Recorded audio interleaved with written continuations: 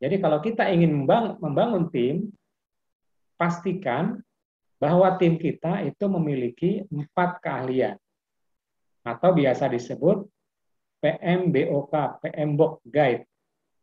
P artinya project, M management, B body, O-nya itu of, and knowledge, project management body of knowledge. Jadi kumpulan-kumpulan pengetahuan di dalam mengelola manajemen proyek. Pastikan ada 4 pengetahuan yang harus ada dalam manajemen proyek.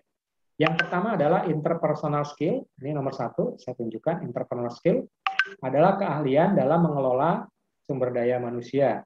Interpersonal skill misalnya yang leadership-nya baik, kemudian bisa mengatur orang, kemudian bisa mengorganisasi, bisa mendelegasi, itu adalah interpersonal skill. Yang kedua adalah general management knowledge and skill. Jadi orang-orang yang tergabung dalam proyek harus memiliki pengetahuan dan keterampilan.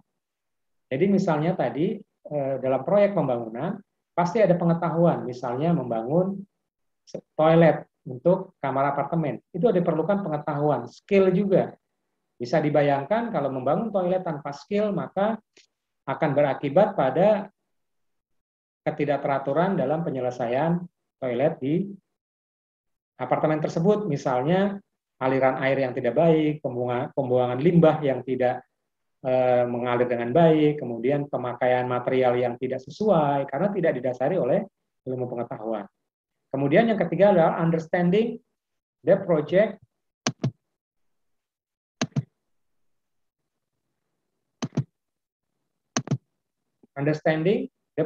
environment. Jadi mengetahui proyek dari lingkungan tersebut. Jadi misalnya membangun perumahan, apa lingkungannya di sekitar situ? Apakah di situ pemukiman? Apakah lingkungan di situ industri? Apakah lingkungan di situ perkantoran? Tentu pendekatannya berbeda-beda. Pembangun perumahan yang berada di daerah wisata, itu akan sangat berbeda dengan perumahan yang dibangun di tengah kota besar, di tengah bisnis. Kalau di daerah wisata cenderung tanahnya lebih luas, halamannya lebih luas, kemudian karena tanahnya lebih murah tentunya, kemudian memang kebutuhannya juga lebih luas, udara yang segar dan seterusnya. Tapi berbeda kalau membangun perumahan di tengah perkotaan. Dengan harga tanah yang mahal tentu akan membangun rumah dengan tanah yang lebih sempit dibandingkan di luar kota. Jadi ketahuilah lingkungan pada saat membangun proyek. Kemudian application area knowledge, standard and regulation. Jadi sebelum membentuk tim proyek kita harus tahu apa saja regulasi-regulasi dan standar yang dibutuhkan. Jadi misalnya tadi untuk membangun proyek apartemen tadi, regulasinya apa dari pemerintah? Misalnya mengenai GSB, mengenai IMB, dan seterusnya. Itu kalau kita berbicara proyek fisik atau proyek bangunan. Kalau kita berbicara proyek yang lain, misalnya pengembangan produk tadi, itu juga ada standarnya.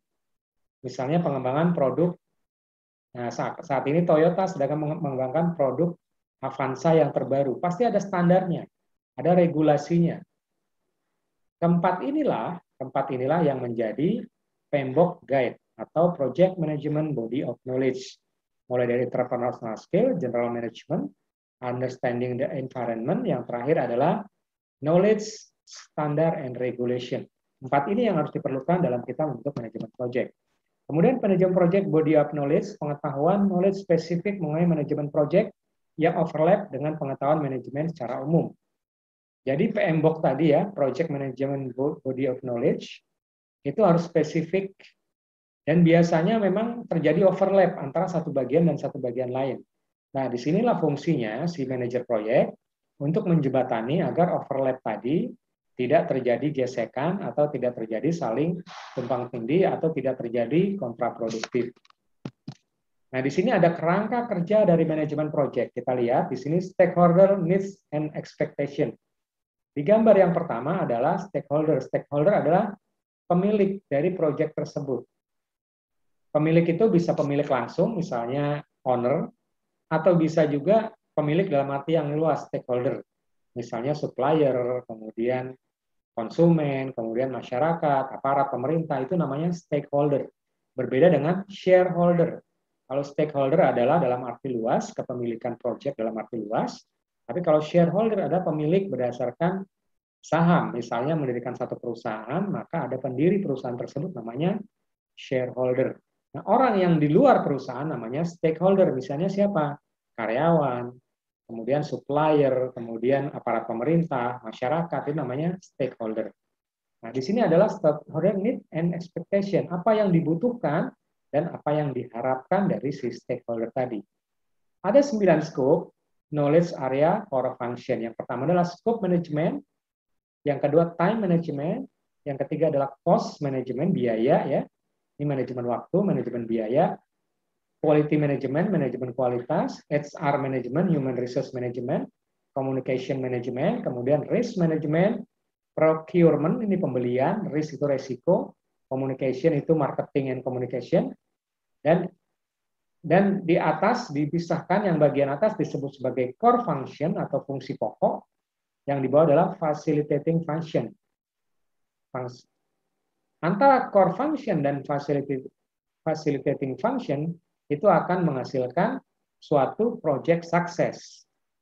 Nah, sebelum sampai ke project success, ada namanya tools and technique yang akan kita bahas, insya Allah nanti di pertemuan yang keempat, tool and techniques. Apa saja yang dibutuhkan alat-alat untuk mencapai kesuksesan. Misalnya begini, untuk memotong kayu dibutuhkan gergaji. Nah, gergaji itulah sebagai tools. Nah, tekniknya bagaimana? Tentunya untuk memotong kayu dengan memotong besi, itu tekniknya berbeda. Kalau memotong kayu, toolsnya, gergajinya harus mata gergaji yang besar-besar.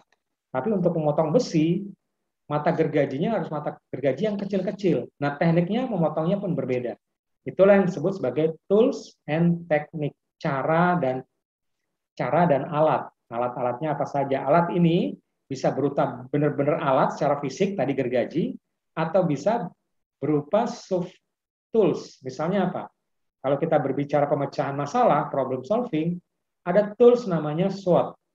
Itu tools juga, tapi bukan dalam bentuk fisik. SWOT itu kepanjangan dari strength, weakness, opportunity, and treatment. Itu adalah pengetahuan, tools yang sifatnya pengetahuan. Kemudian, kalau ini toolsnya dan tekniknya benar, akan menghasilkan project success. Nah, ini adalah project-project yang direncanakan. Misalnya, di tahun depan ada 6 project. Misalnya kalau ini perusahaan properti, ada proyek apartemen, perumahan, hotel, perkantoran, mixed use, dan seterusnya. Ini adalah proyek-proyek yang direncanakan. Sehingga nanti akan menghasilkan enterprise success, kesuksesan dari sebuah proyek.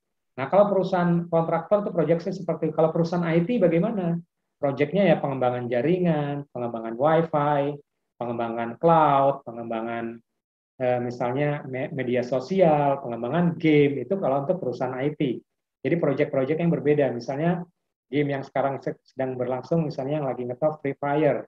Jadi dibuatlah Free Fire tipe yang kedua, itu juga proyek juga, pengembangan dari proyek.